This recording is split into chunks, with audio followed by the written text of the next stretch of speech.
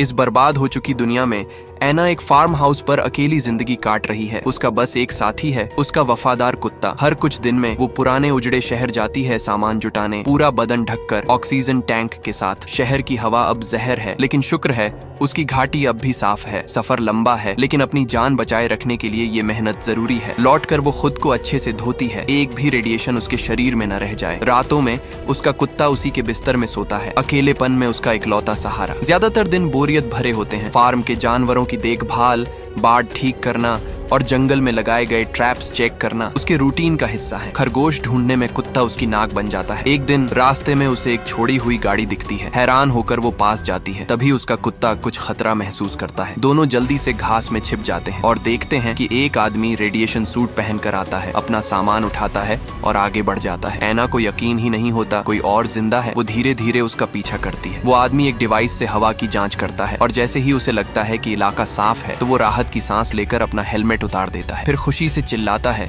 जैसे बरसों बाद जिंदगी का स्वाद मिला हो। वो सूट उतार कर पानी के झरने में नहाने चला जाता है। तभी एना बाहर आती है और उसे रोकने दौड़ती है, लेकिन उसके हाथ में बंदूक देखकर वो आदमी डर जाता है। वो भी अपनी बंदूक तान देता है और गुस्से में फायर कर देता है। चिल्लाते हुए पूछता है, कहाँ हैं बाकी लोग? एना दोनों हाथ ऊपर कर देती है और घबरा कर बस इतना कहती है, ये पानी जहरीला है। वो आदमी चौंक जाता है, भागता है वापस अपनी गाड़ी की तरफ और अपना वही डिवाइस निकालकर जांच करता है। अब वो समझ चुका है, वो सच में रेडिएशन से भरे पानी में नहा रहा था। अचानक उसकी तबीयत बिगड़ती है, उल्टियां करने लगता है। भागता है अपनी दवा की इंजेक्शन लेने। थरथराते हुए एना की तरफ बढ़ता है और गिड़गिड़ा कर कहता है, प्लीज मुझे इंजेक्शन लगा दो। उसकी चीखों से एना थोड़ा सतर्क हो जाती है, शायद डर भी जाती है, लेकिन तभी वो आदमी अपनी बंदूक जमीन पर फेंक देता है और कसम खाता है, मैं तुझे कोई नुकसान नहीं पहुंचाऊंगा। एना उसकी हालत देखती है और फिर बिना ज्यादा सोचे इंजेक्शन दे देती है। वो उसे अपने घर ले चलने का ऑफर देती है। रास्ते में वो खुद को ढंकता है और कहता है, मुझे हर दिन ये दवा लेनी पड़ेगी और अगर मैं मर जाऊं तो मेरे शरीर को जला देना। घर पहुंचकर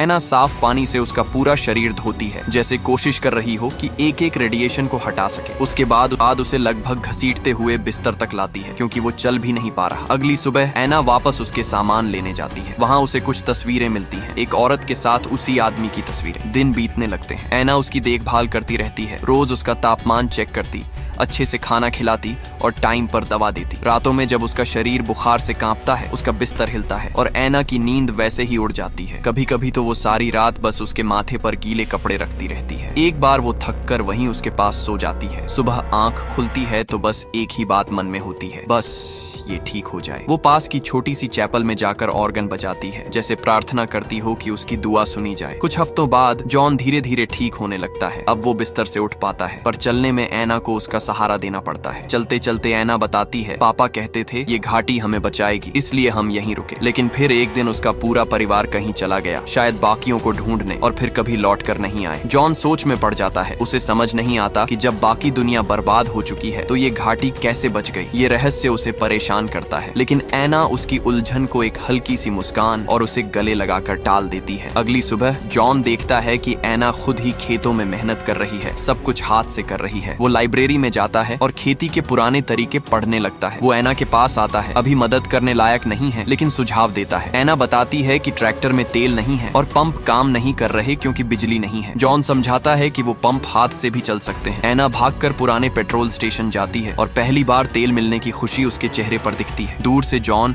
उसे अपनी बंदूक के स्कोप से देखता है। एना ट्रैक्टर चला रही है और कुत्ता उसके पीछे भाग रहा है। उस रात डिनर पर एना खाना खाने से पहले प्रार्थना करती है। जॉन उसे चुपचाप देखता है, फिर धीरे से कहता है, जब सब खत्म हुआ मैं सरकार के बंकर में था, एक रिसर्चर की तरह काम कर रहा था। वो बताता है कि वो बंकर छोड़कर बाहर निकला क्योंकि वहाँ घुटन हो रही थी और शायद असली जिंदगी की तलाश कर रहा था। तस्वीरों का जिक्र आता है। एना पूछती है, वो तुम्हारी पत्नी थी? जॉन बस इतना कहता है, नहीं, वो मेरी बीवी नहीं थी। रात को जब सोने का वक्त आता है, एना पहली बार अपने कमरे का दरवाजा खुला छोड़ देती है। जॉन उसकी खुली टांगे देखता है, लेकिन फिर भी अपने कमरे में चला जाता है। अगले दिन एना तालाब में मछली पकड़ने जाती है और उसी वक्त थोड़ा तैर भी लेती है। जॉन किनारे से उसे देखता है और दोनों की नजरें कई बार मिलती हैं। वापस आकर दोनों मिलकर मछली पकाते हैं। एना समझाती है कि ये तालाब उसी जमीन के नीचे से आता है जहाँ से उनका कुआं भरता है। सर्दियों में ये जम जाता है और पिछली बार की सर्दियां कितनी मुश्किल थीं, ये भी बताती है। उसका जनरेटर तब खराब हो गया था। जॉन जनरेटर चेक करता है, इंजन जल चुका है। एना खुद को दोष देती है, शायद मैंने डीवीडी प्लेयर लगाकर गड़बड़ कर दी, लेकिन जॉन उसे रोकता है, नहीं, ये बहुत पुराना हो चुका था, टूटना तय था। तभी एना हंसते हुए स्कूल प्रोजेक्ट्स की बात बात करती है, जैसे आलू से बिजली बनाना। इस पर जॉन के दिमाग में आइडिया आता है। वो दोनों झरने पर जाते हैं। उसका बहाव देखकर जॉन कहता है, यहाँ वाटर व्हील बन सकता है, इससे जनरेटर चलाया जा सकता है, लेकिन इसके लिए बहुत लकड़ी चाहिए। और वो चैपल को तोड़ने की बात करता है। ये सुनकर एना पीछे हट जाती है। वो बताती है कि ये चैपल उसके पापा ने बनाया था, हर संडे यहाँ प्रवचन देते थे। उसे यकीन है कि घाटी इसलिए बची है क्योंकि चैपल ने इसे सुरक्षित रखा। जॉन कहता है, शायद तुम्हारे पापा या भगवान ने इसे हमें दोबारा शुरू करने के लिए छोड़ा हो, लेकिन एना नहीं मानती। उस रात कुत्ता दरवाजे पर लगातार भौंकता रहता है। अगली सुबह एना रोज की तरह अपने कामों में लग जाती है, जानवरों को देखना, ट्रैप चेक करना वगैरह। उधर जॉन पुराने मशीनों की मरम्मत कर रहा होता है। फिर वो सड़क के पास वाले पुराने मार्केट में चला जाता है कुछ जरूरी सामान लाने। जब एना वहाँ पहुँचती है तो देखती है जॉन पूरी तरह नशे में धुत है। वो इधर उधर बॉक्स फेंक रहा है और चिल्लाता है, मैं तेरी पसंद समझ गया हूँ, जो तू ले गई, जो तू छोड़ गई, सब देख लिया मैंने। रात को एना उसे बिस्तर तक पहुँचाने की कोशिश करती है, लेकिन जॉन गुस्से में उसे दीवार से धक्का दे देता है। मुझे हर वक्त किसी की जरूरत नहीं होती, वो चिल्लाता है। डरी सहमी एना अपने कमरे में भाग जाती है। अगले दिन जॉन फार्म से अंडे उठाने जाता है, लेकिन वहाँ कुछ नहीं होता। वो एना से माफी मांगता है रात वाले बर्ताव के लिए। कुछ दिन बाद एना फिर से चैपल जाती है ऑर्गन बजाने, लेकिन उसे महसूस होता है कोई उसे दूर से देख रहा है। वो बाहर निकल कर देखती है पर कोई नहीं होता। वो सोचती है कि शायद जॉन था और फार्म पर जाकर कहती है, अगर तुम सुनना चाहते हो तो सुन सकते हो। लेकिन जॉन कहता है, मैं तो वहाँ गया ही नहीं। शाम को दोनों एक सुंदर सी डिनर करते हैं, वाइन के साथ, थोड़ी मस्ती, थोड़ा डांस और फिर एक किस। लेकिन जैसे ही वो पल गहराता है,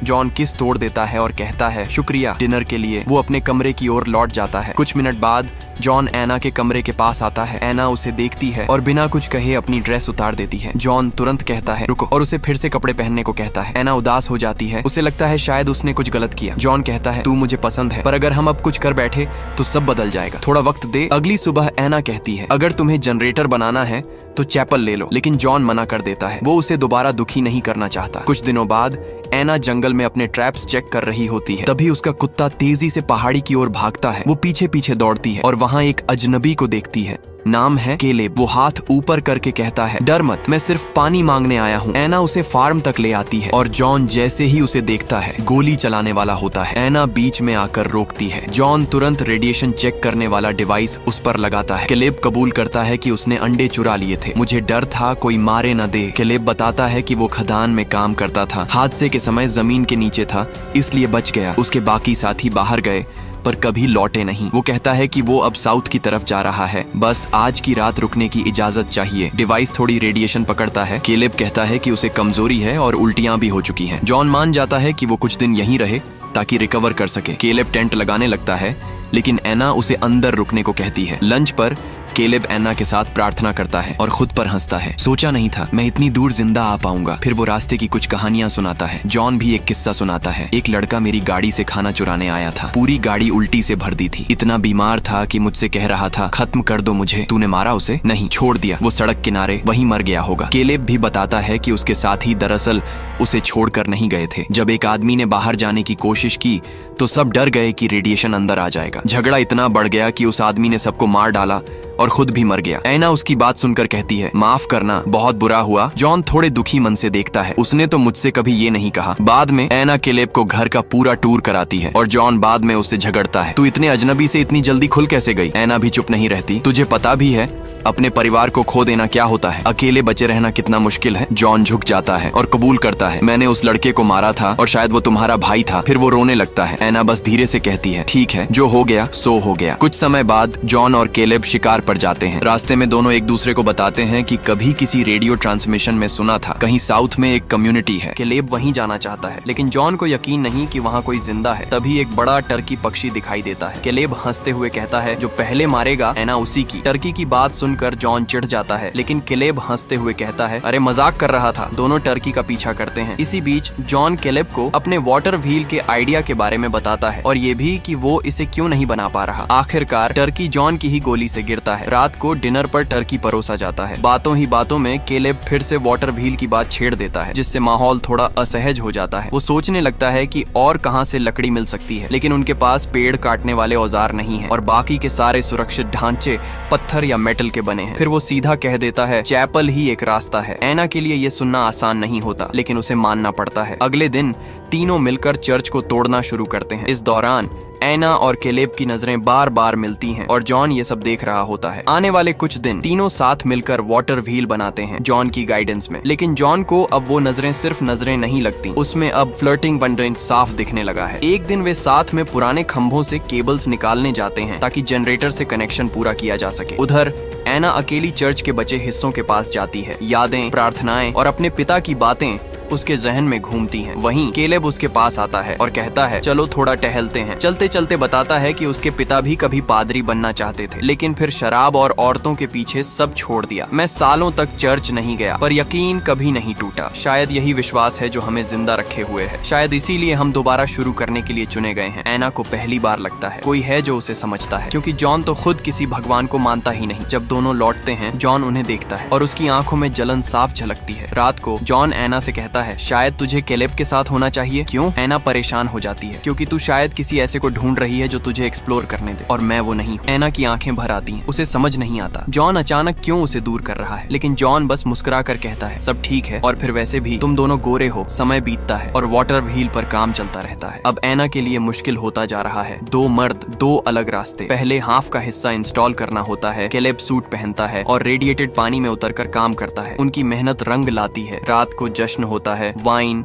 म्यूजिक, ताश का खेल। फिर सब तालाब में कूद जाते हैं। बॉटल ढूंढो वाला खेल शुरू होता है। लेकिन जॉन को अब अपने लिए जगह कम लगने लगती है। दोनों की नजदीकियां उसे अकेला कर देती हैं। वापसी के रास्ते में जॉन टूट जाता है। मैं तुझसे प्यार करता हूँ, लेकिन एना चुप रहती है। घर पर वो जॉन के बिस्तर में आती है, लेकिन वो इतना पी चुका होता है कि फौरन सो जाता है। एना अब थक चुकी है, इंतजार से, उसकी उदासी से और इस शराबखोरी से। वो चुपचाप उठती है और सीधे बाथरूम में जाकर केलेब के पास जाती है, जहाँ दोनों की नजदीकियां अब किसी सीमा की मोहताज नहीं रही। अगली सुबह नाश्ते की टेबल पर केलेब एना के सिर पर हल्के से हाथ फेरता है। एना असहज महसूस करती है और बिना कुछ कहे वहाँ से उठ जाती है। दोनों मर्द तय करते हैं कि एना के बिना भी काम पूरा करेंगे। वो फिर भी उसी के बारे में बात करते हैं। वो खास है, जॉन कहता है। क्या तू चाहता है कि मैं कभी यहाँ आया ही ना होता? केलेब पूछता है। नहीं, तू ना होता तो ये व्हील कभी पूरा ना होता। केलेब हंसता है। झूठ मत बोल, तुझे जलन हो रही है। वो यहाँ से जाना नहीं चाहता और मानता है कि शायद वो यहीं रुक जाए। दोपहर को केलेब फिर से सूट पहनता है और आखिरी हिस्से को इंस्टॉल करने के लिए